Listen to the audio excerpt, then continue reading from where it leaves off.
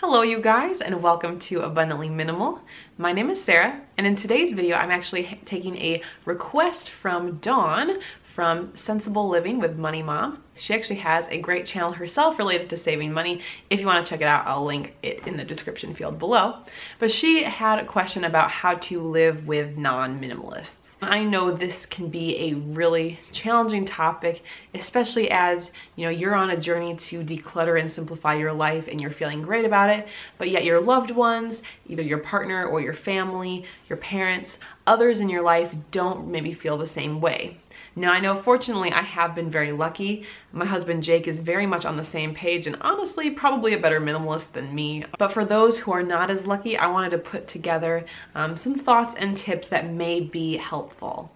Now, where I got some of the inspiration for coming up with this answer is actually a video that was published by Hannah McNeely, and she does videos more so related to veganism and yoga and that kind of thing, but I'll actually link her video below. She was talking about what if you're with someone who's not a vegan, and I liked her general message there, so there will be some of that, some themes of that kind of in my response today. Even though I can imagine it's incredibly frustrating to feel like you're making so much progress and yet, the items from your loved one or family are not dealt with. They're overwhelming, there's so much, and maybe they are suffering from having a lot of stress about their stuff and it's hurting you. And maybe you're frustrated because you feel like you can't get your home to the place you want it to be because of their stuff.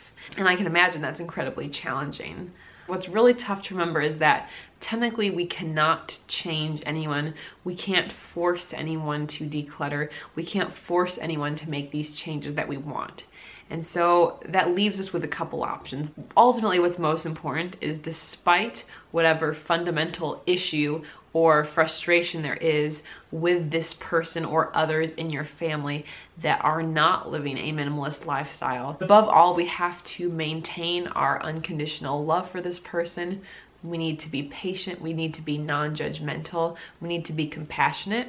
Those things matter the most, because even if this person has so much stuff and it's frustrating and maybe their stuff feels like it's limiting them, ultimately you do love this person, and having that unconditional love and respect be at the forefront of the relationship is so important. I don't know if this feels like a very helpful answer, but I do know that when people feel like they're being nagged to do something, they are much less likely to actually do that.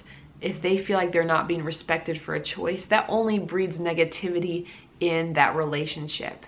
And so if you can put that aside and kind of accept to some degree where they are and not try to feel like you have to change them, or even that it's your responsibility to try to change them, that hopefully will help take some of that pressure or uncertainty out.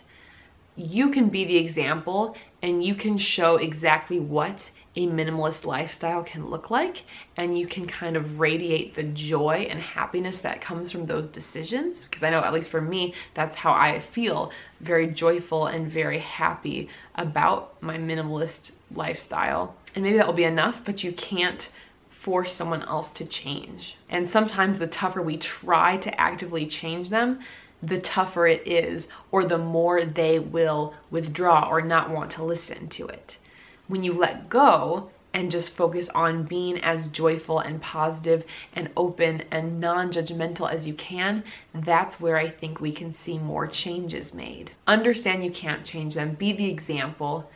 Be compassionate. Don't judge them. Be real and authentic about your experience. And those are really, I feel like, the best things that can be done. At some point, they may make the decision to live a more minimalist or simple life. Maybe they won't.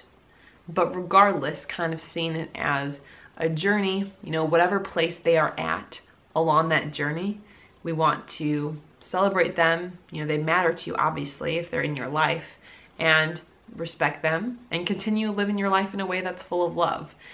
I think that's really the best we can do in any situation. When you radiate that love and are not judgmental, and when you've let go, of some of the pressure and stress maybe that you were putting on yourself trying to get this person to become a minimalist or something like that, then you open it up to much more positive things and maybe even more positive change. I'm not sure if this video was helpful, but hopefully if you are someone who's been struggling with a family member or loved one who you'd like to live a more minimalist lifestyle and they aren't, maybe this helps put things in perspective on it. Of course, if you'd like to see some more of our videos, you can check out over here. And if you'd like to subscribe to the channel, you can do so up here. We'll see you guys in the next video. Bye.